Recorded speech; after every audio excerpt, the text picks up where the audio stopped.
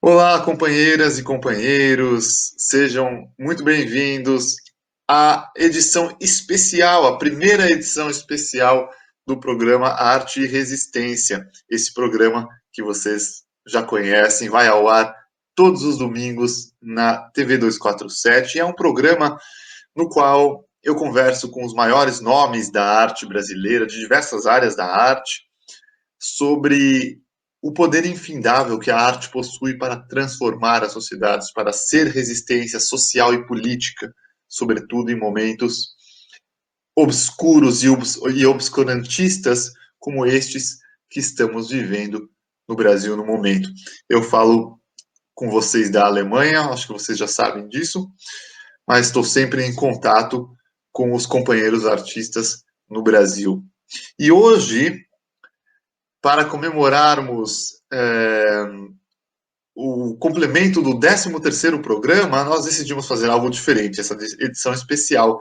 Essa edição especial se configura da seguinte forma: quem acompanhou os outros programas sabe que no fim de cada episódio eu leio um poema e peço que o meu convidado ou convidada leiam também um poema de sua escolha. E para essa edição especial, a gente fez um compêndio, né, de todas essas leituras, porque eu acredito que é um material, uma reunião de um material muito interessante, muito rico, e que traduz não somente a obra desses 13 poetas e poetisas que a gente leu, mas traduz também grande parte da história, da cultura, da arte e também da política brasileira. E por que depois do programa 13?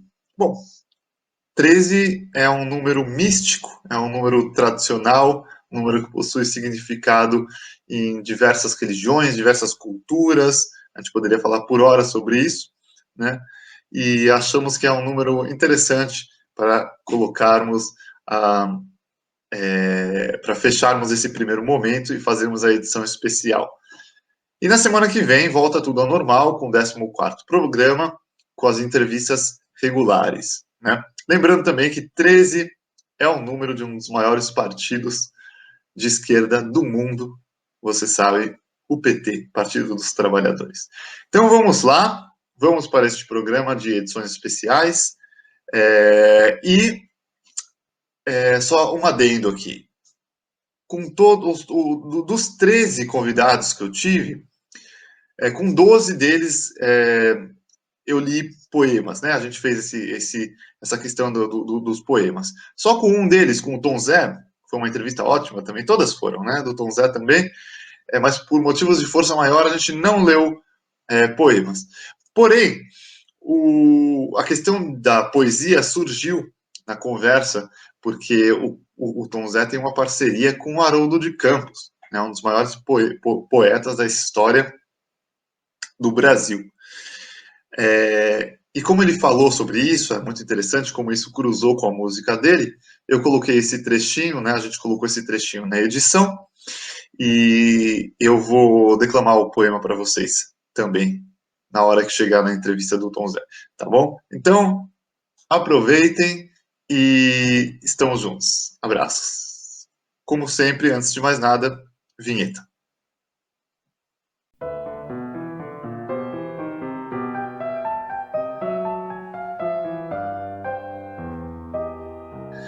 E esse poema é um poema de Orides Fontella, né, poetisa brasileira das mais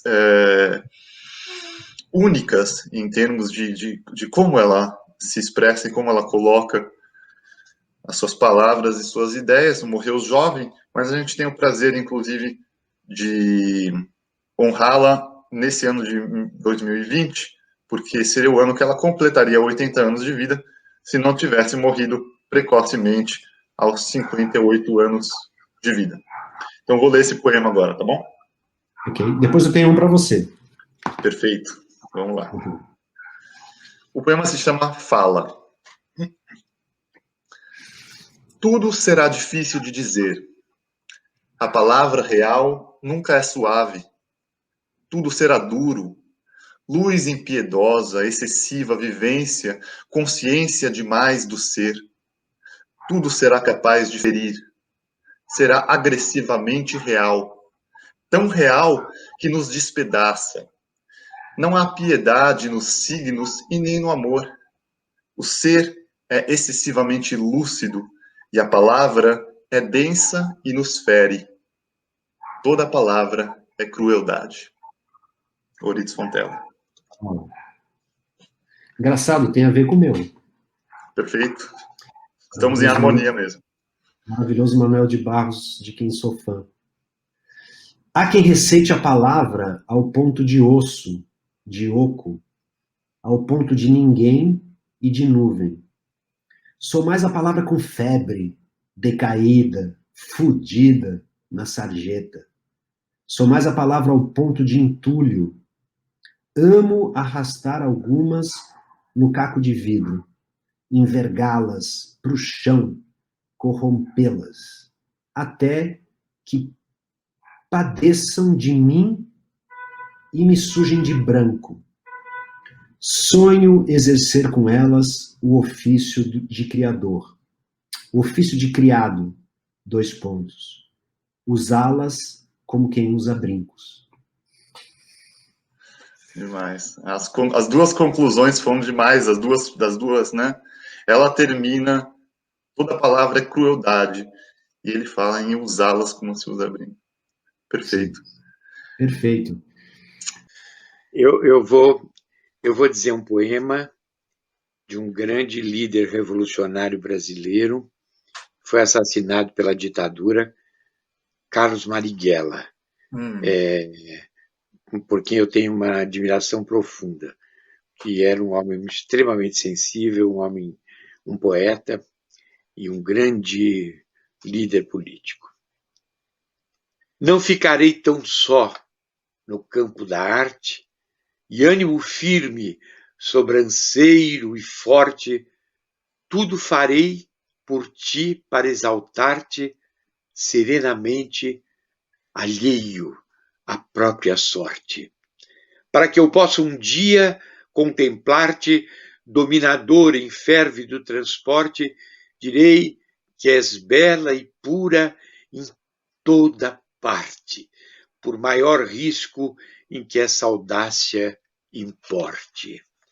Queira-te eu tanto, e de tal modo, em suma, que não exista força humana alguma que esta paixão embriagadora dome, e que eu por ti, se torturado for, possa feliz, indiferente à dor, morrer sorrindo a murmurar teu nome, liberdade.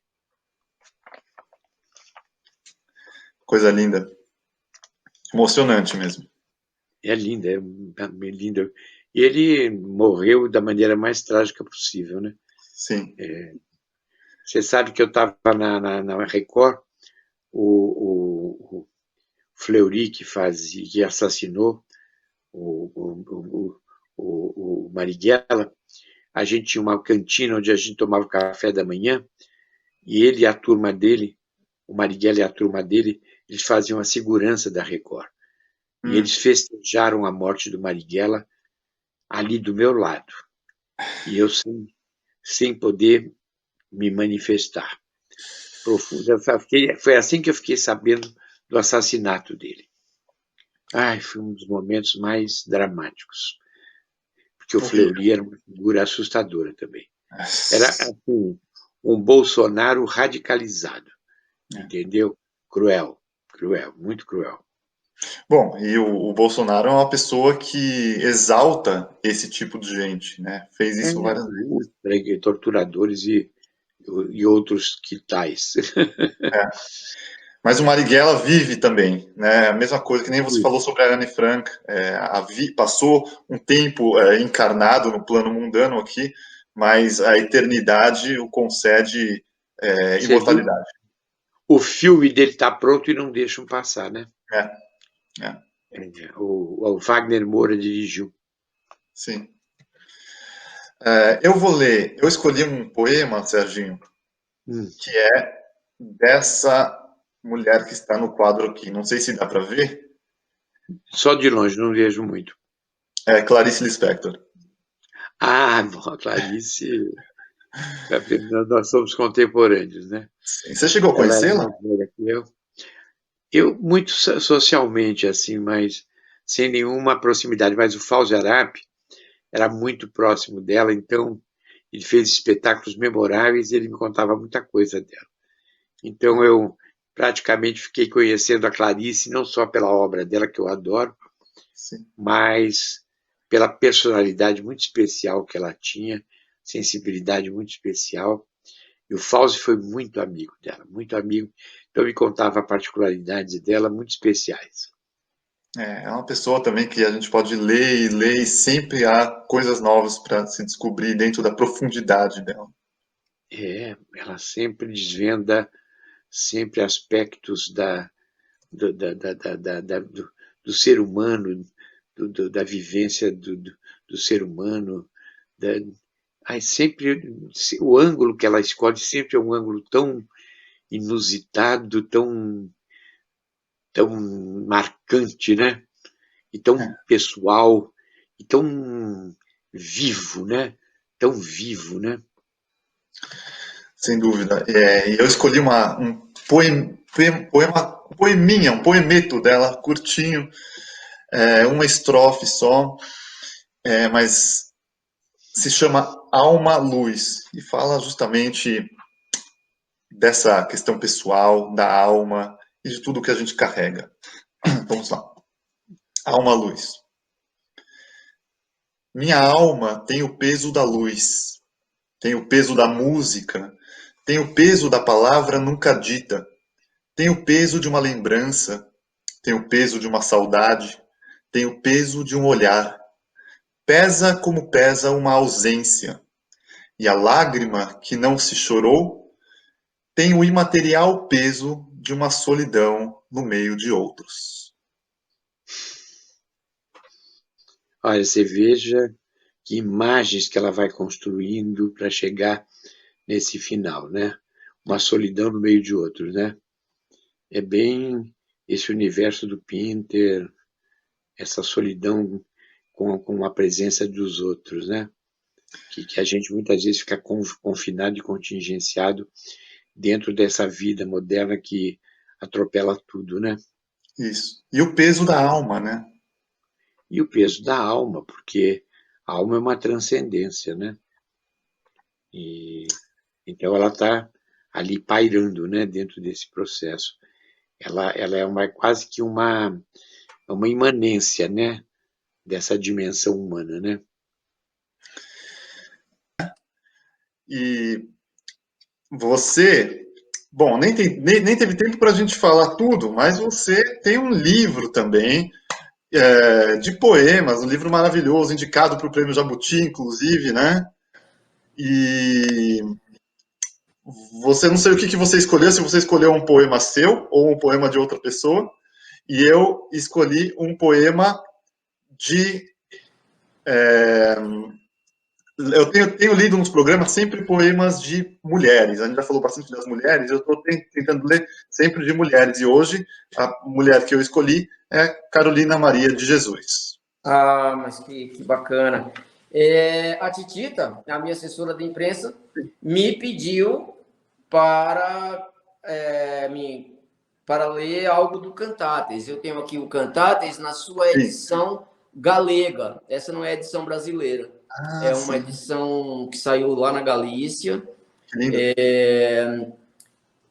Eu acho que todos os da edição brasileira, eu acho que já foram vendidos e acho que eu perdi até o meu exemplar de casa. Aí agora eu uso sempre esse aqui. O Cantates é um poema longo, né?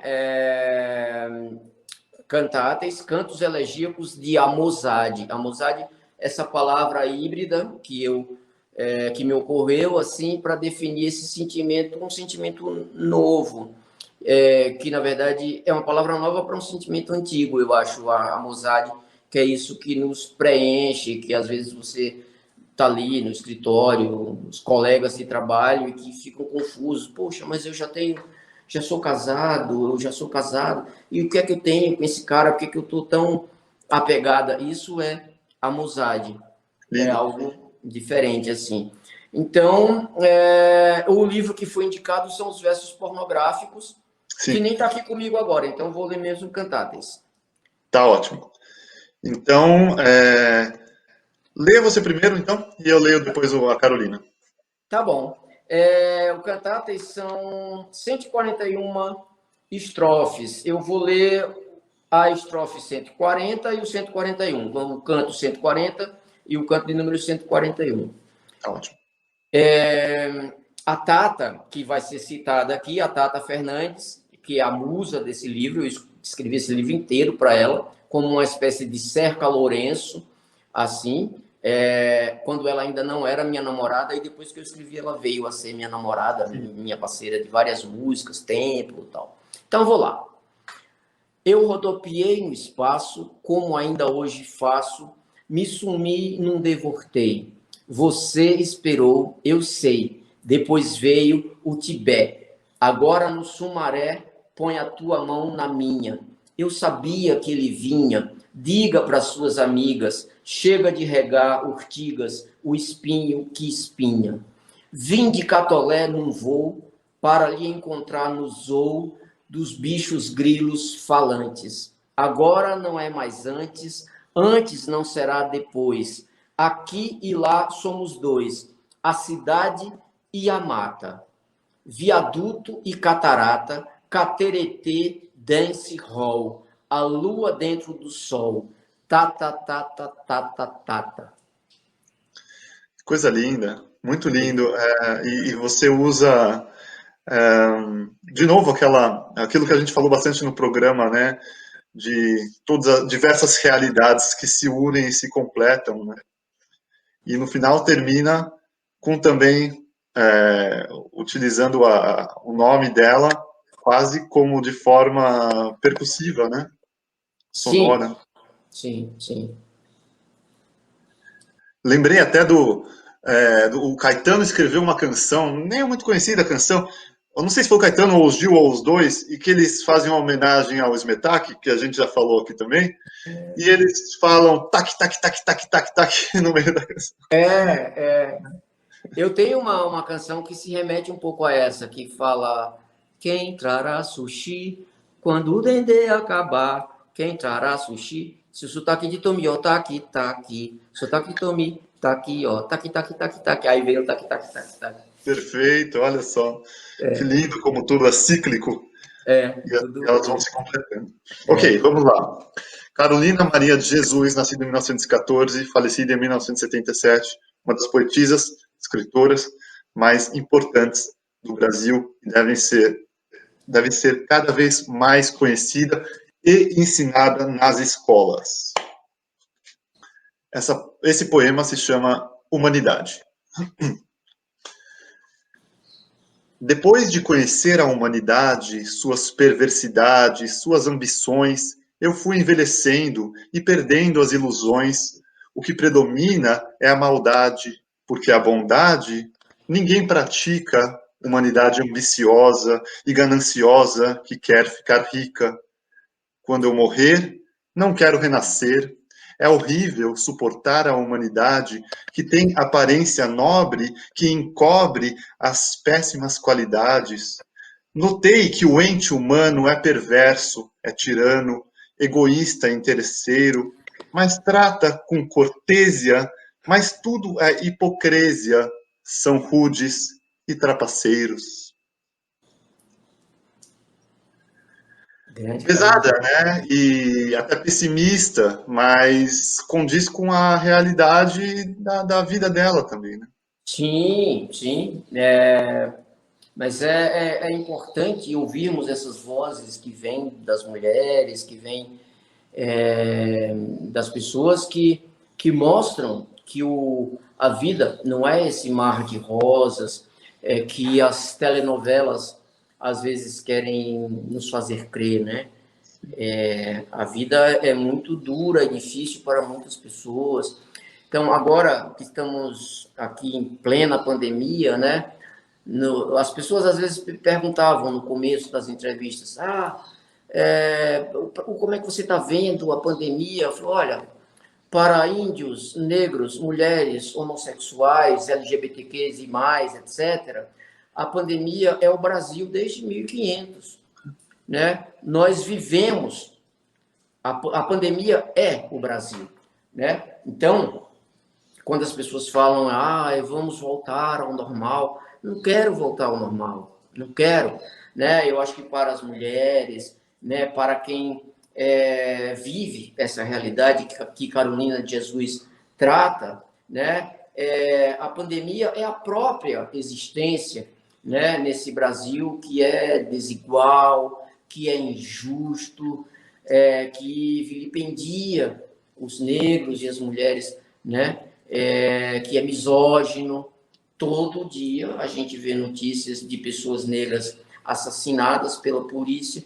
Todo dia a gente vê notícias de violências de homens contra mulheres, né? Então, isso é a pandemia. Isso nós precisamos curar o Brasil do Brasil. Um jeito disso é uma intervenção direta na elite brasileira. É preciso intervir. É preciso dizer que essas pessoas não podem tudo. E quem vai dizer isso é a arte, é a poesia de Carolina de Jesus, é a música, do nosso jeito, a arte diz do nosso jeito. Mas também são as instituições, o Supremo Tribunal Federal, né, os parlamentares, né, os sindicatos, as associações, a Ordem dos Advogados, etc. A imprensa precisa se posicionar com clareza sobre isso. Então, hoje, eu vou ler um poema da Cora Carolina. Cora Carolina. Beleza. E você, pelo que eu sei, vai ler um poema seu, é isso?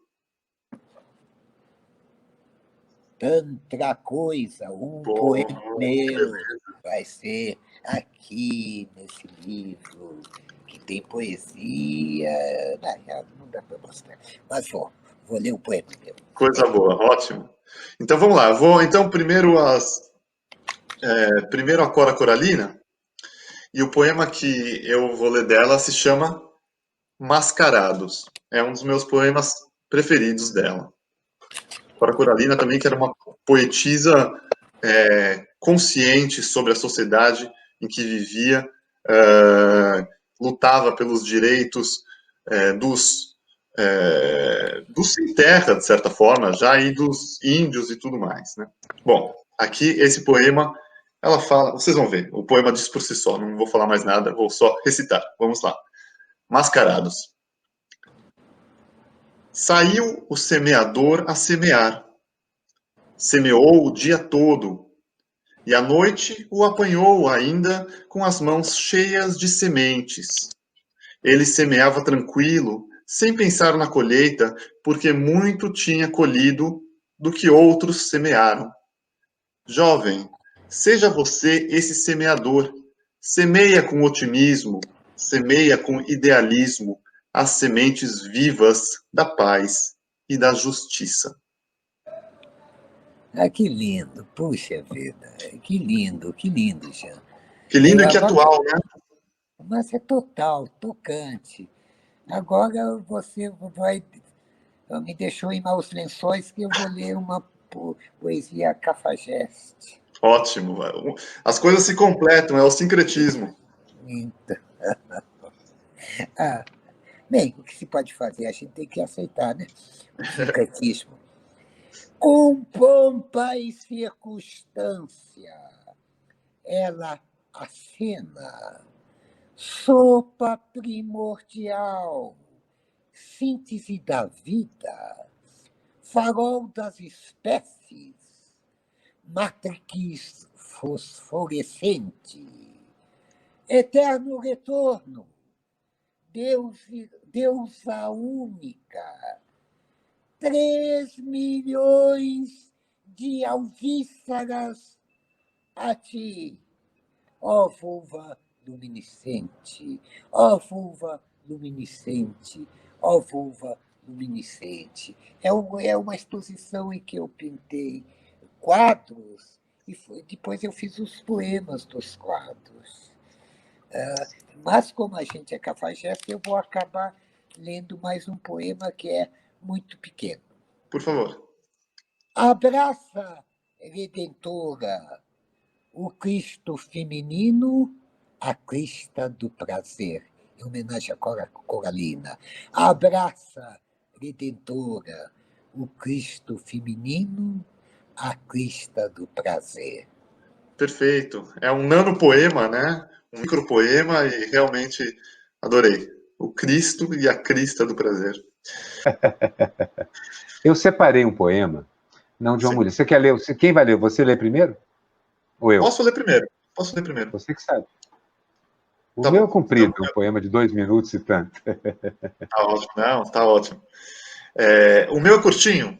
E o meu é um poema conhecido, na verdade, mas conhecido assim é relativo, né? Acho que certamente tem gente que não conhece, então pensei, vale a pena lê-lo mais uma vez. Aliás, primeira vez no programa, mas é um poema conhecido no Brasil. E é da Cecília Meirelles.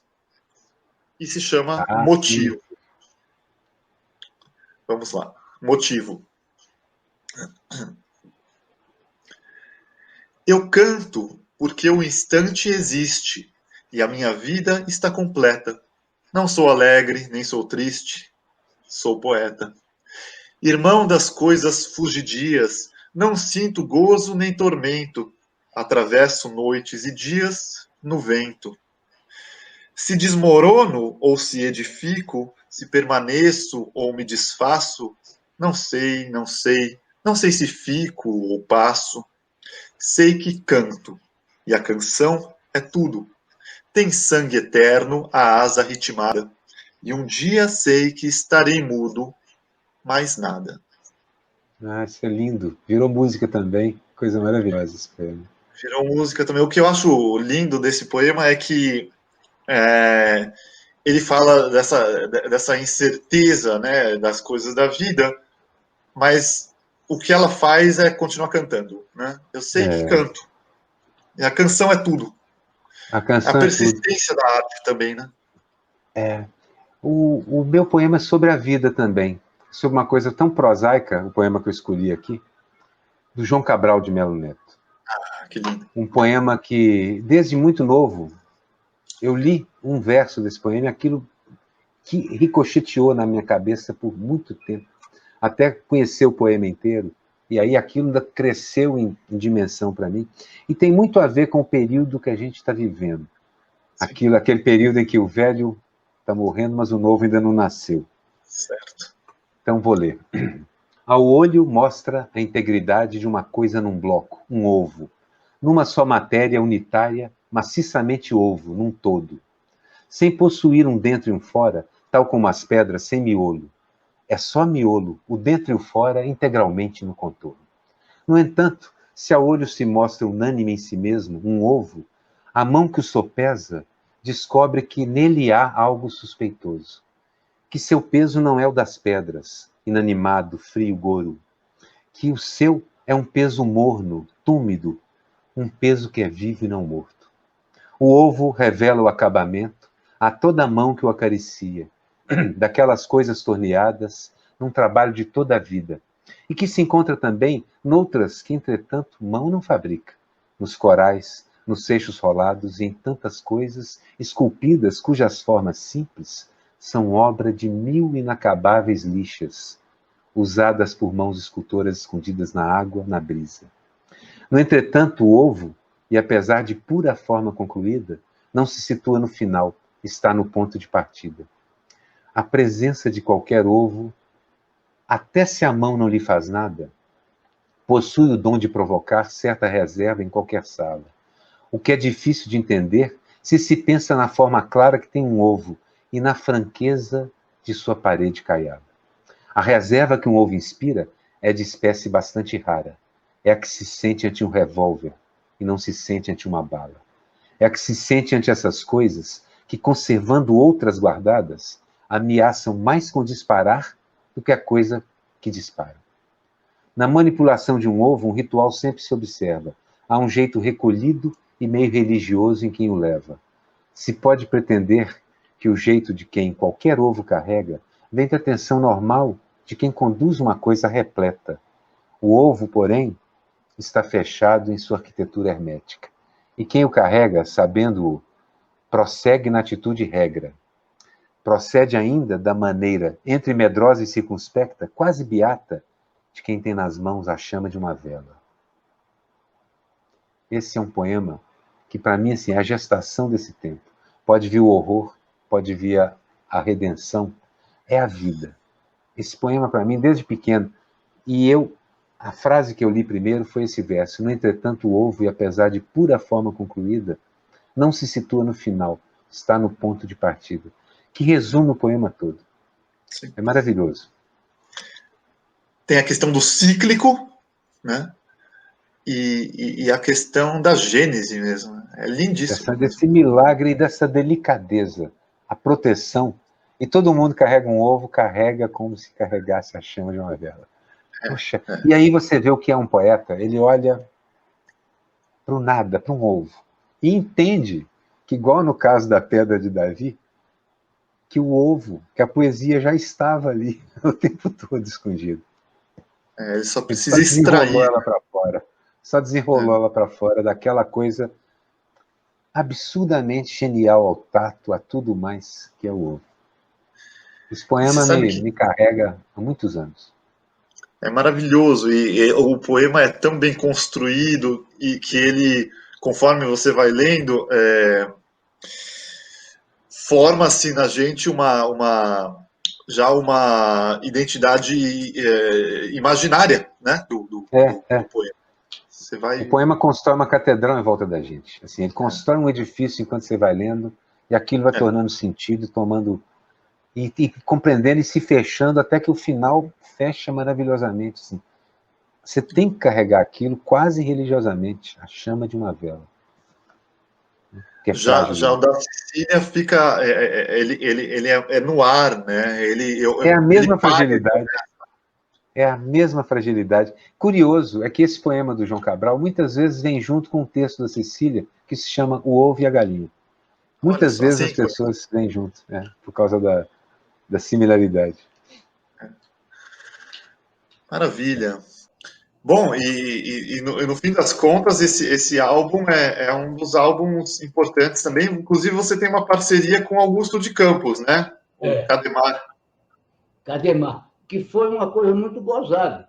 Eu peguei o violão, disse: Augusto, eu tenho uma letra aqui que eu quero lhe pedir para fazer, porque eu não tenho.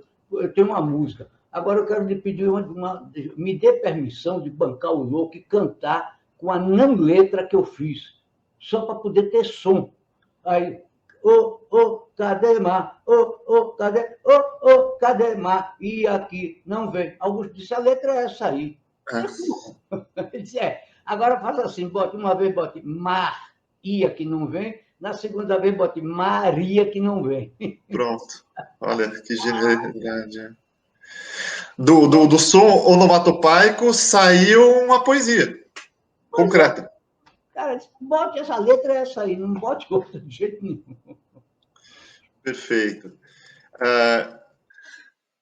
E como vocês viram nesse breve trecho de minha conversa com o Tom Zé, ele e o Haroldo de Campos criaram, então, esse poema, né, espontaneamente, e eu vou ler o poema para vocês agora.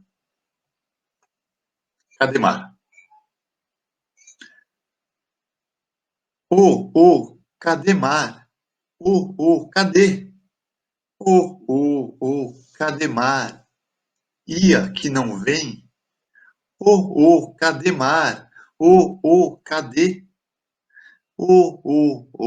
Cadê Maria que não vem? Grande Tom Zé, grande Haroldo. E hoje eu vou ler um breve poema da Dora Ferreira da Silva, nascida em 1918, falecida em 2006, poetisa importante, e escreveu, pouco conhecida, mas muito importante dentro do cenário artístico brasileiro. Esse poema se chama Cidade, é de 1973, e eu acho ele extremamente atual também. Aqui se cava um túnel, poço sem água, serpente do vazio, passos na terra negra, homens golpeiam, dorso arqueado, braços de veias túmidas. O mundo se aperta, a vida engorda muito. A erva insiste nas frestas. No capim nascem estrelas de ouro. Dois velhos serram um tronco, longo trabalho, um de cada lado. No espaço, a mesma lua, magro perfil. Gente rente ao chão, tristeza nos farrapos. Faróis ferem a tarde que se abate, iminente a noite e as frias luzes de tantas possíveis palavras. Silêncio. Muda é a melancolia e sua ronda. Muito bacana. Como que é o nome da autora mesmo? Dora Ferreira da Silva. Dora. Dora. Maravilha. Ó, eu vou ler um trecho. Vou ler um trecho que foi traduzido por uma poeta também, Renata Palottini. E a Renata Palottini foi minha professora e fez 90 anos na semana passada. Renata Palottini, que traduziu A Vida é Sonho, do Calderón de la Barca. Eu vou ler aqui pelo meio. Sonha o rico sua riqueza, que trabalhos lhe oferece. Sonha o pobre que padece, sonha o pobre que padece sua miséria e pobreza. Sonha o que o triunfo preza, sonha o que luta e pretende, sonha o que agrava e ofende, e no mundo, em conclusão, todos sonham o que são, e, no entanto, ninguém entende. Eu sonho que estou aqui, de correntes carregado, e sonhei que em outro estado mais lisonjeiro me vi. Que é a vida? Um frenesi. Que é a vida? Uma ilusão, uma sombra, uma ficção. O maior bem é tristonho, porque toda a vida é sonho, e os sonhos, sonhos são. Bonito, né? Muito lindo, muito forte. Esse poema é o Calderón de la Barca, Renata que traduziu. Eu fiz a peça. Ah, sim. Eu fiz esse papel como esse personagem aqui, que é o Segismundo, que tem essa reflexão sobre a vida ser um sonho e os sonhos serem sonhos. Olha que coisa, né? E na época eu falava assim, acho que eu não entendi direito. O que quer dizer isso, né? O que quer dizer a vida é sonho e os sonhos são? Olha só, a gente é bobo, né? Às vezes a gente quer saber o que as coisas querem dizer, né?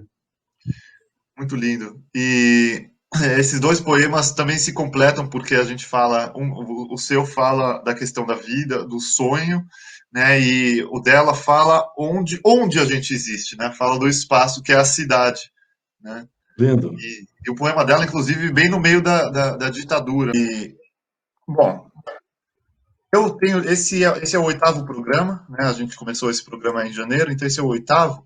E eu li até agora só poesias de mulheres, que está sendo legal. muito interessante, muito bonito. E hoje não poderia deixar de ler da Hilda Ilst, né? Legal. Esse poema, bom, ela tem muitos poemas, mas eu queria um que retratasse esse lado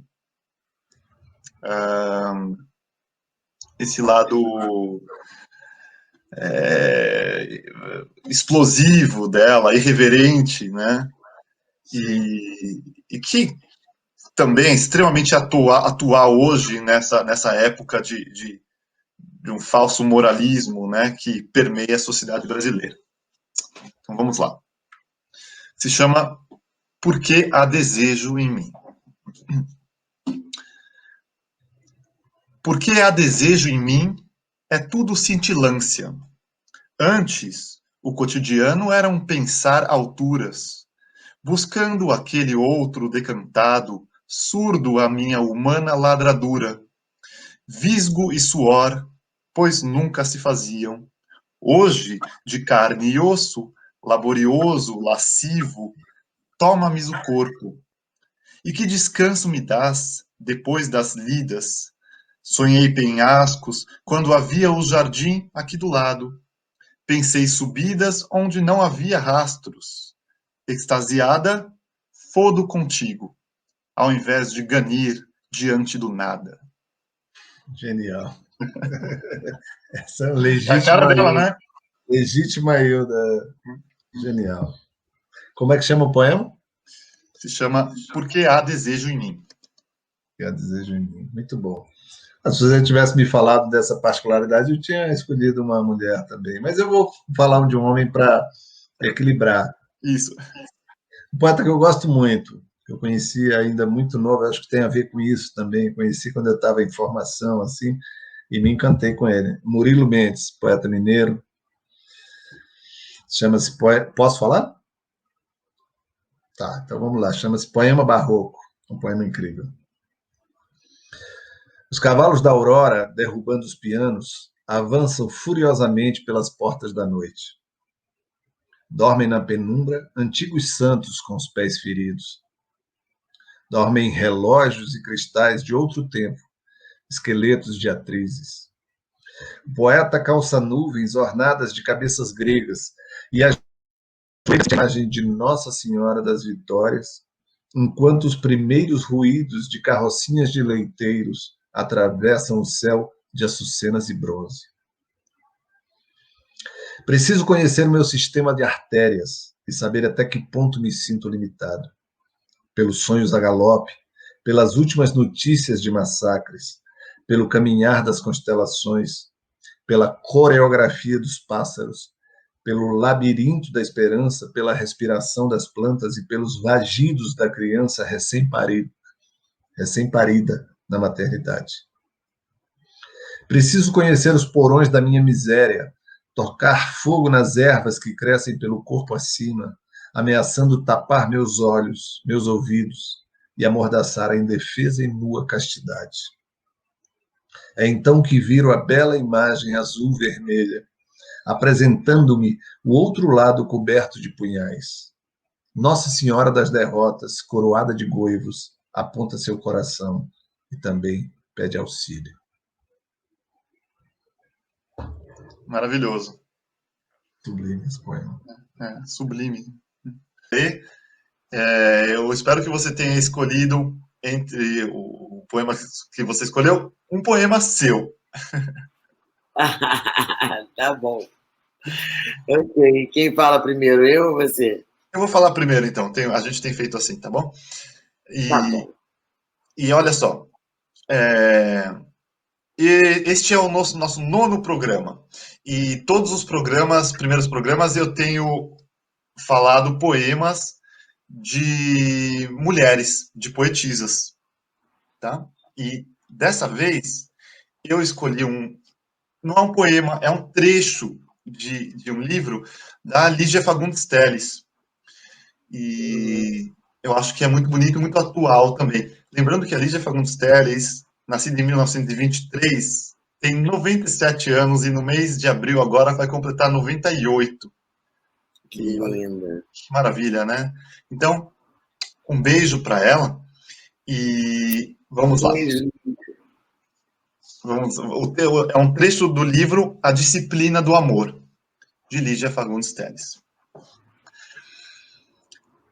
Na vocação para a vida está incluído o amor. Inútil disfarçar. Amamos a vida e lutamos por ela dentro e fora de nós mesmos. Principalmente fora, que é preciso um peito de ferro para enfrentar essa luta na qual entra não só fervor, mas uma certa dose de cólera. Fervor e cólera. Não cortaremos os pulsos, ao contrário, costuraremos com linha dupla todas as feridas abertas. E tem muita ferida, porque as pessoas estão bravas demais, até as mulheres, umas santas, lembra? Costurar as feridas e amar os inimigos, que odiar faz mal ao fígado. Isso sem falar no perigo da úlcera, lumbago, pé frio. Amar no geral e no particular, e quem sabe nos lances desse xadrez chinês imprevisível. Ousar o risco. Sem chorar, aprendi bem cedo os versos exemplares. Não chores que a vida é luta renhida. Lutar com aquela expressão de criança que vai caçar borboleta. Ah, como brilham os olhos de curiosidade. Sei que as borboletas andam raras, mas se sairmos de casa certos de que vamos encontrar alguma. O importante é a intensidade do empenho nessa busca e em outras. Falhando, não culpar Deus. Oh, porque ele me abandonou. Nós é que o abandonamos quando ficamos mornos. Quando a vocação para a vida começa a empalidecer, e também nós, os delicados, os esvaídos. Aceitar o desafio da arte, da loucura, romper com a falsa harmonia, com o falso equilíbrio, e assim, depois da morte, ainda intensos, seremos um fantasminha claro de amor. Ah, que lindo! Lindíssimo, né? Que linda escolha, não conhecia. Muito lindo. Acho a Lígia, poxa, essas mulheres, né, pioneiras, porque a mulher custou muito a escrever, né, a sua própria história. Quem escreveu nossa história primeiro foram os homens. Sim. Aí vem os romances super machistas, né, a gente numa incrível, até as mulheres, né, e a Lígia é uma mulher muito moderna, avançou muito ela o tear literário feminino. Eu quero ler um poema que eu fiz em maio do ano passado. Chama Quarentena de Longa-Metragem. Nestes tempos, ando atordoada, penso quilômetros, ando repetindo escadas e redescobrindo percursos da casa, pés descalços, tapetes, e eu pensando no chão, desencalços. Temo me perder de vez no mar do cotidiano, temo, nas turvas e cristalinas águas, temo me perder. As turvas e cristalinas águas onde nado em círculos, sem imediata solução, em busca do assoalho da razão. Quanto estímulo espalhado no porão, tudo me chama, tudo quer um pouco de mim, aquela roupa para tingir de azul turquesa, que beleza, aquela toalha velhinha e boa, que vai ficar linda na magra mesa, aquele caderno de desenho, aquele lápis verde de cera, meus manuscritos guardados e perdidos dentro de cadernos, blocos e agendas com inéditos não relidos. Bailo entre tarefas enquanto me olha o verde do jardim que muda a qualidade de minha alma e de minha varanda. O galinho do raro e rosa brinco de princesa se abre amoroso, brotando todo para minha beira. Minha alma brilha acesa, manjericão, avencas, roseiras, alecrim, comigo ninguém pode, hortelã, saião e alfazema, a gratidão das plantas me desconcerta e me tenta. Vivo no transcetê das mudas, espalhando sementes onde terra houver. No mais, estou perdida. Não sei mais qual deve ser a próxima cena, o que elejo como primeira tarefa, e eu só me encontro no poema. É ele sempre a coisa mais firme, mais certa. Lá fora a pandemia nos isola, enquanto a solidariedade nos acena. Lá fora o presidente nada compreende e sua ignorância nos assola. Seu egoísmo nos abandona, seu desprezo pelo brasileiro dá até pena. Máscaras, respiradores, falta de leitos, riscos, a ficcional realidade deste longa-metragem de necessária quarentena. A cozinha, o banheiro, o chuveiro, desenrola o dia na minha cara apenas com sua profusão de fumaças e cheiros, com sua confusão de cenas, vassouras, feijões e açucenas. Ah, não tem jeito, só melhoro no colo do poema, só sossego na arte do poema, só descanso na rede do poema, só combate bato na vida livre do poema, só piso firme no filme do poema, na vida do poema, na hora do poema. Elisa Lucinda, Lira de Maio, 2020. Muito lindo. Que musicalidade que as suas palavras têm. É realmente conteúdo e musicalidade. Parabéns. Muito obrigada. Só sossego no poema. Eu quis falar ele porque eu acho que, no pior cenário, nosso verso sobrevive, sabe? Tiram todos os seus instrumentos, sua caneta, e você faz de cabeça a sua música. É alimento pra gente, é alimento pra alma, né? Estamos aqui. Eu vou ler para vocês uma poesia, um poema. É um poema da Seringueira, de Pereira da Silva. Esse poema é de 1890, e ele viveu de 1890 até 1973. Tá? E é tão bonito, tem muito a ver com a minha história também. E com o Chico Mendes. Muito a ver com o Chico Mendes. Bem, leva meu leite, a minha seiva é tua.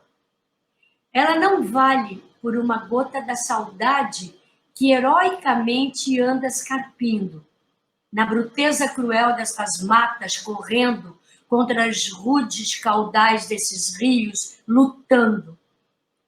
Leva minha vida, é o que te posso dar. Meu sangue brancacento, minha saúde e mocidade. Quero que volte a alegria à tua face, e que a fortuna te sorria, e que a felicidade não seja um bem fugaz no teu lar. Fere! E que cada ferida santificada pelo líquido nevado vindo de minhas entranhas seja o manancial da aventura sonhada, a fonte genetriz das sensações estranhas que agitam os teus sentidos na hora angustiada dos desalentos, das febres, dos horrores do teu abandono, num pobre tapiri onde as tristezas e pavores povoam de fantasmas o teu sono. Fere, e que nunca mais os teus gemidos sejam ouvidos, que as tigelinhas embutidas no meu tronco fiquem cheias de ouro latecente, que jorra de minhas veias e que, afinal, de tão cheias, transbordem. Maravilhoso. Maravilhoso. É lindo, né? Lindíssimo. Olha, a árvore pessoa, né? A árvore é a pessoa. E as árvores são pessoas, Claro. Sobretudo as amazônicas, que são pessoas que alimentam os povos que vivem ali. Sim. Então, você fala da seringueira, você fala da castanheira, você fala de todas aquelas árvores que estão ali para alimentar o povo, são pessoas, são da família. Não se pode queimar nem derribar nenhuma delas. Claro. São sagradas. São sagradas, são patrimônio da humanidade e possuem também uma centelha divina, né? Uma parte divina. Lindíssimo. Eu vou ler agora o meu poema. E esse é o nosso 10º programa Arte e Resistência. E os 10 primeiros programas eu escolhi poemas de mulheres, de poetisas. Então hoje é o 10º e eu escolhi dessa vez um poema da Gilca Machado. 1893 nasceu e morreu em 1980. Uma das poetisas pioneiras da poesia feminista e também da poesia erótica no Brasil. Esse poema é um soneto e eu acho também fortíssimo e muito atual, muito lindo. Vamos lá, se chama Ser Mulher. Ser mulher, vir à luz trazendo a alma talhada, para os gozos da vida, a liberdade e o amor, tentar da glória a etérea e altívola escalada, na eterna aspiração de um sonho superior. Ser mulher, desejar outra alma pura e alada, para poder, com ela, o infinito transpor. sentir a vida triste, insípida, isolada, buscar um companheiro e encontrar um senhor. Ser mulher, calcular todo o infinito curto para a larga expansão do desejado surto, no ascenso espiritual aos perfeitos ideais. Ser mulher e, ó, atroz, tentálica tristeza, ficar na vida qual uma águia inerte, presa nos pesados grilhões dos preceitos sociais. Muito bom. Esse é o nosso 11º programa. Os 10 primeiros programas eu li poemas de poetisas mulheres. Hoje eu vou ler de um poeta homem, e eu acho que você escolheu também um poeta, não é mesmo? Eu tinha tantas escolhas. Eu tinha Mayakovsky dizendo em mim a anatomia ficou louca, sou todo coração. Eu tinha Bertolt Brecht, realmente eu vivo num tempo sombrio. Eu tinha Carlos Drummond de Andrade dizendo nasceu uma rosa no asfalto. Eu tinha tantos poemas, mas aí eu me lembrei de Mário de Andrade, que povoou minha juventude, um dos versos mais bonitos que eu conheço, falando sobre um suicídio, em que Mário diz assim: por não saber manter a alma pura entre o cosmos sangrento, por não saber manter o nobre pacto entre a alma pura e o cosmos sangrento, bateu-se com tanta violência, mas tanta ternura. E aí fui procurar Mário de Andrade e eu achei o Ódio ao Burguês. É esse que eu vou declamar. Me permite? Posso começar? Por favor. Diz Mário de Andrade, aquele da semana de 22, eu insulto o burguês níquel, o burguês, a digestão bem feita de São Paulo, o homem curva, o homem nádegas. Olha aí o senador que é o homem nádegas, enfiando dinheiro nas nádegas. O homem que, sendo francês, brasileiro, italiano, é sempre um cauteloso pouco a pouco. Nós falamos disso hoje. É uma cautela, não faça isso, vai devagar. Né? Eu insulto as aristocracias cautelosas, os barões lampiões, os condes joões, os duques urros, que vivem dentro de muros sem pulos e gemem sangue de alguns mil-réis fracos para dizerem que as filhas da senhora falam o francês e tocam o printemps com as unhas. Oh, que lindo! Eu insulto o burguês funesto, o indigesto feijão com toucinho, dono das tradições. Fora os que algarismam os amanhãs. Olha aí os algarismos. Ele já fala do algoritmo, já fala do algarismo lá em 1922. Fora os que algarismam os amanhãs. Olha a vida dos nossos setembros. Fará sol, choverá, arlequinal, mas a chuva dos rosais, o êxtase, fará sempre sol. Morte à gordura, morte às adiposidades cerebrais, morte ao burguês mensal, ao burguês cinema, ao burguês tíburio, padaria suíça, morte, viva o Adriano. Ai, filho, o que poderei te dar pelos teus anos? Um colar, conto e 500. Mas nós, enquanto eles dão colares, nós morremos de fome. Come. Come-te a ti mesmo, ó gelatina pasma. Ó purê de batatas morais. Ó cabelos nas ventas, ó carecas. Ódio aos temperamentos regulares. Ódio aos relógios musculares. Morte à infâmia. Ódio à soma. Ódio aos secos e molhados. Ódio aos sem desfalecimentos nem arrependimentos.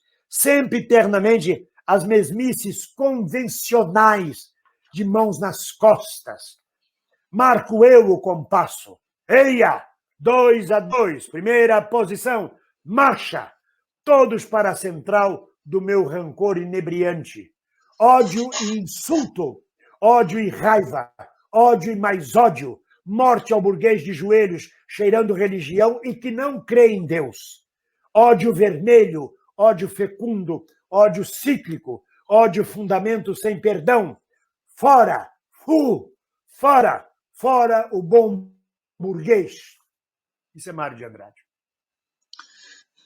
Perfeito, descrição realmente eterna, totalmente atual. E lembrando que Mário de Andrade foi também uma das vítimas de Getúlio Vargas, né? Quem é o bom burguês? Rodrigo Maia é a cara do bom burguês.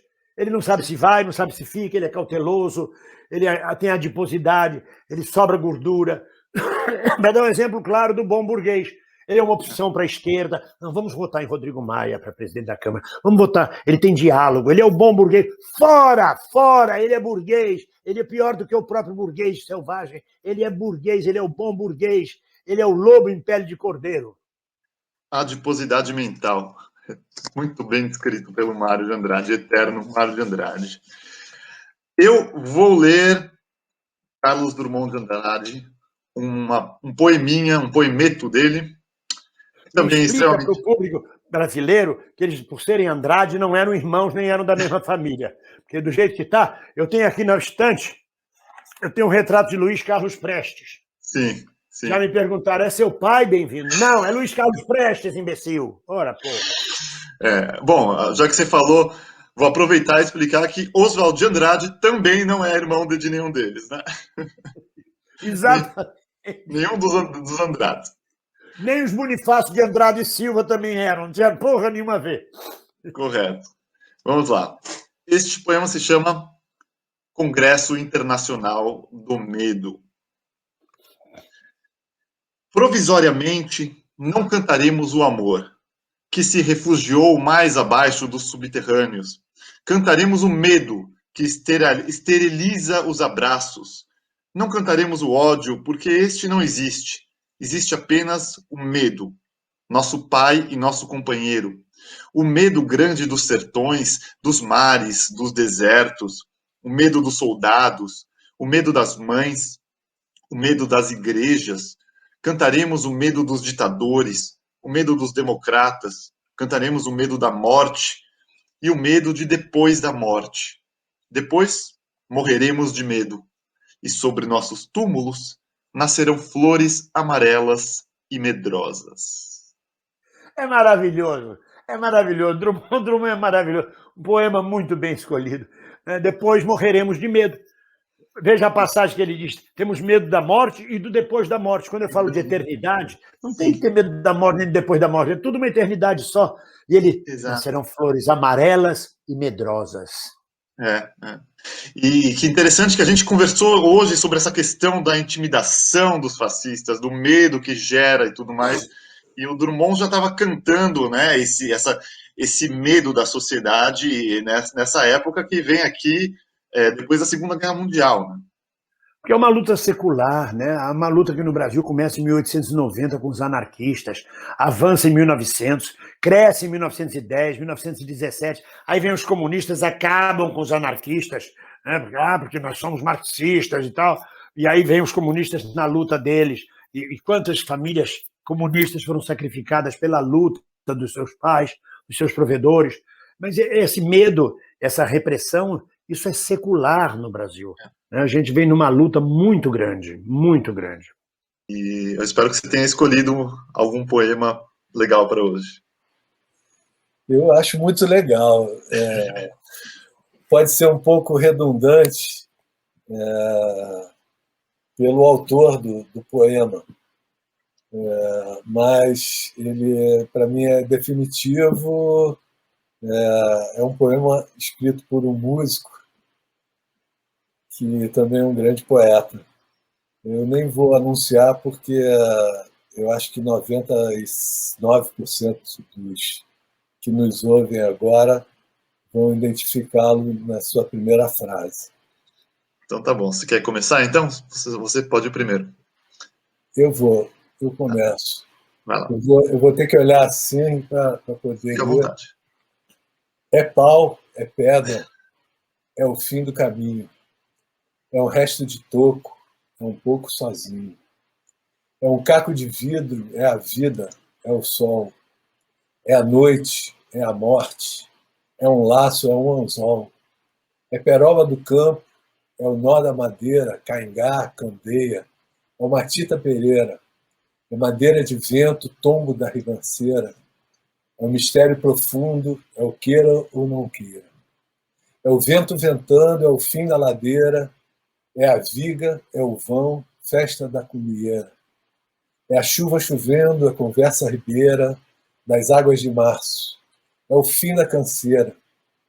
É o pé, é o chão, é a marcha estradeira, passarinho na mão, pedra de atiradeira. É uma ave no céu, é uma ave no chão, é um regato, é uma fonte, é um pedaço de pão. É o fundo do poço, é o fim do caminho. No rosto, o desgosto. É um pouco sozinho. É um estrepe, é um prego, é uma conta, é um conto. É uma ponta, é um ponto, é um pingo pingando.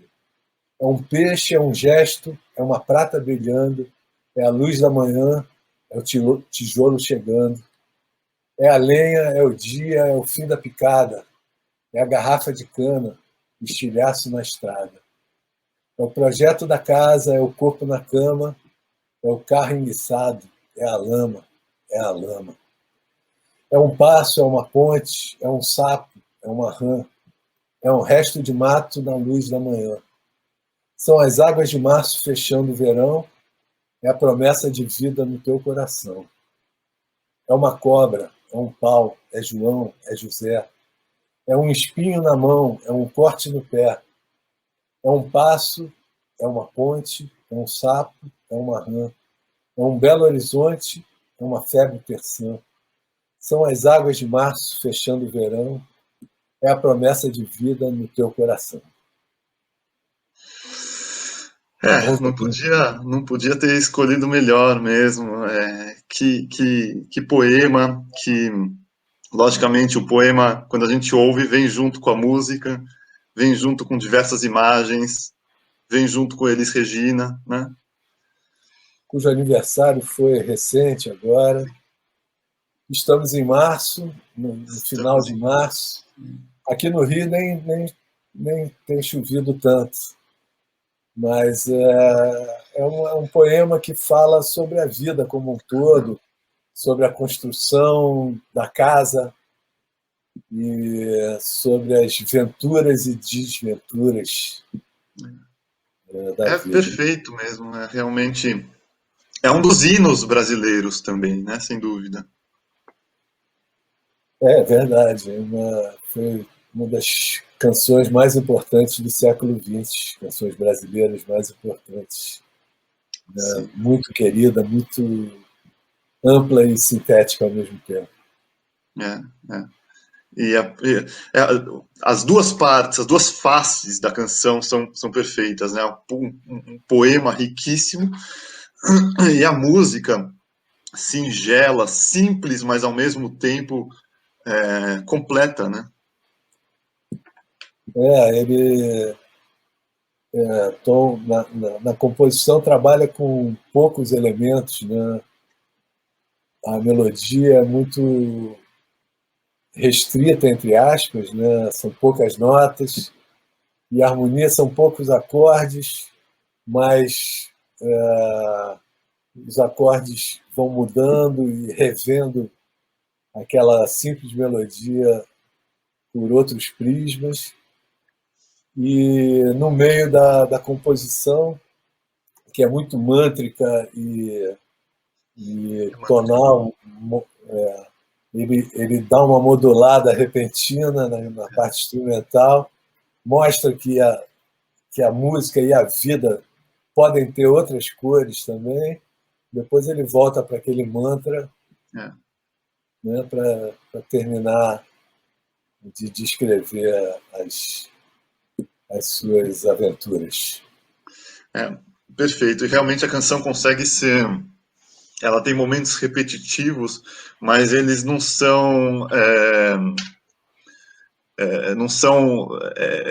não desgastam, né, a audição, porque justamente como você falou, eles são repetitivos porque possuem um caráter mântrico, né? Realmente. Olha, é o seguinte, eu tinha escolhido um outro poema, mas eu mudei os planos. Já que você escolheu uma letra de música, eu vou devolver na mesma moeda, tá bom? Tá ótimo. E aí eu pensei, enquanto você estava declamando, eu vou declamar uma das minhas canções preferidas de todos os tempos também de um dos gênios da música brasileira e da poesia brasileira também, que é Gilberto Gil. E eu tenho uma relação muito próxima com essa canção, porque essa canção eu tive a oportunidade de cantá-la ao violão há 1 ano atrás para o presidente Lula. No evento que a gente fez, Judias e Judeus com Lula, em São Paulo, no Sindicato dos Químicos, assim que o presidente foi solto de sua injusta prisão. E a gente fez esse, tá na internet e tudo mais, a entrega da carta que eu fiz para ele, a carta de apoio e tudo mais, entreguei em mãos a ele, mas eu fiz a parte musical também. E aí me falaram disso, que o presidente adora essa canção. E eu falei, nossa, mas essa é uma das minhas canções preferidas do Gil também. E aí eu cantei ao violão para ele. E a canção é essa daqui. Vamos lá.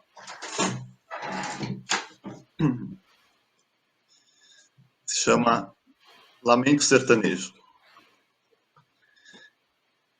Por ser de lá, do sertão, lá do cerrado, lá do interior do mato, da caatinga, do roçado, eu quase não saio, eu quase não tenho amigos, eu quase que não consigo ficar na cidade sem viver contrariado.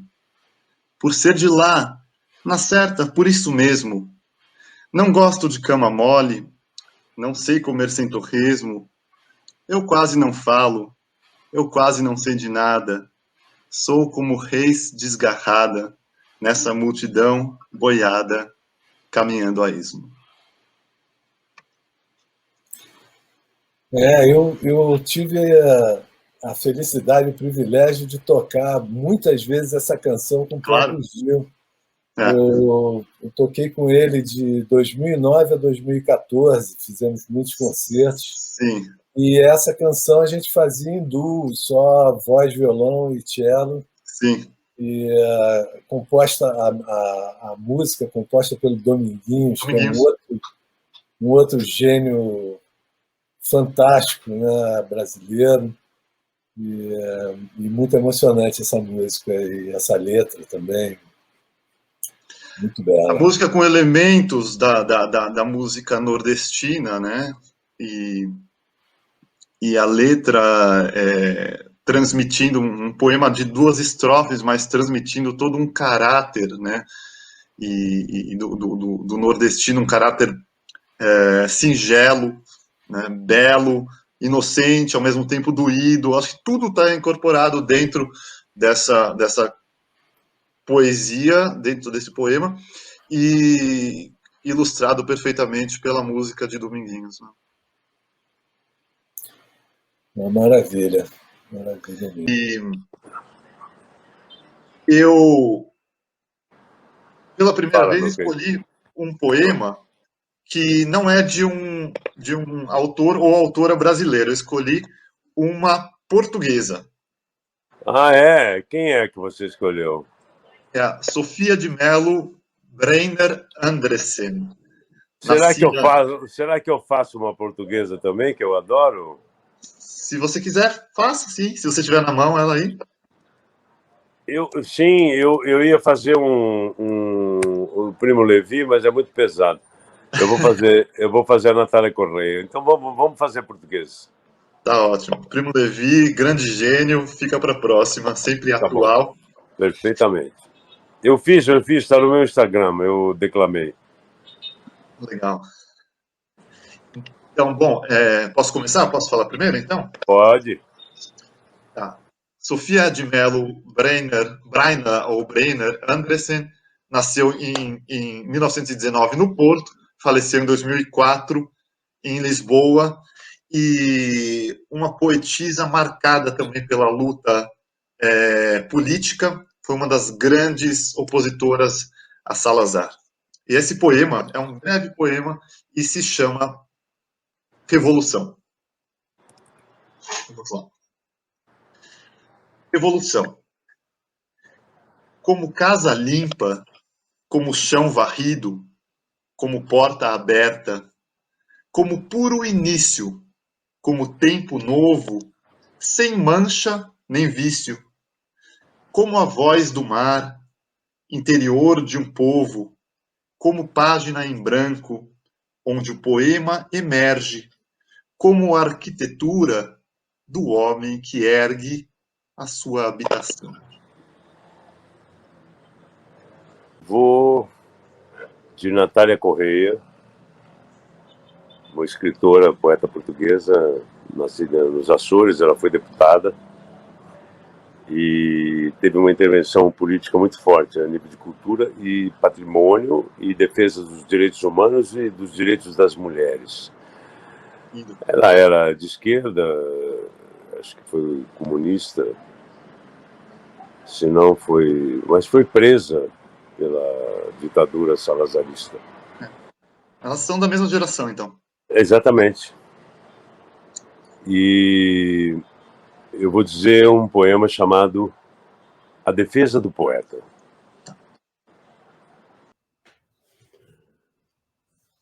A Defesa do Poeta, Natália Correia. Senhores jurados, sou um poeta, um multipétalo uivo, um defeito. E ando com a camisa de vento ao contrário do esqueleto. Sou um vestíbulo do impossível, um lápis de armazenado espanto. E, por fim, com a paciência dos versos, espero viver dentro de mim. Sou em código o azul de todos, curtido coiro de cicatrizes, uma avaria cantante na maquineta dos felizes. Senhores banqueiros, sois a cidade, pois vosso infarto serei. Não há cidade sem o parque do sono que vos roubei. Senhores professores, que pusestes a prêmio minha rara edição de raptar-me em criança que salvo do incêndio da vossa lição. Senhores tiranos, que do baralho de impós volverdes sois os reis. Sou um poeta, jogo-me aos dados, ganho as paisagens que jamais vereis.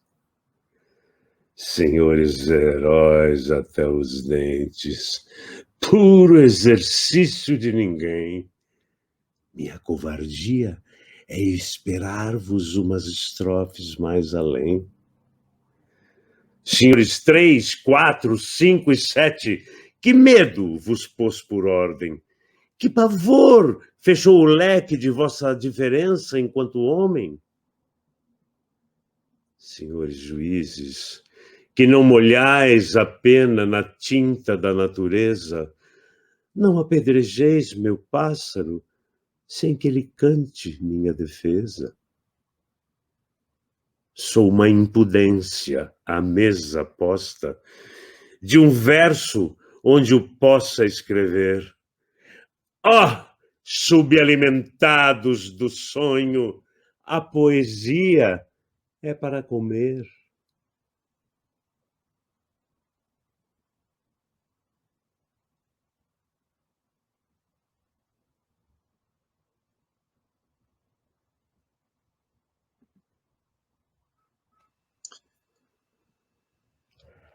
Realmente é um poema com uma força e um conteúdo.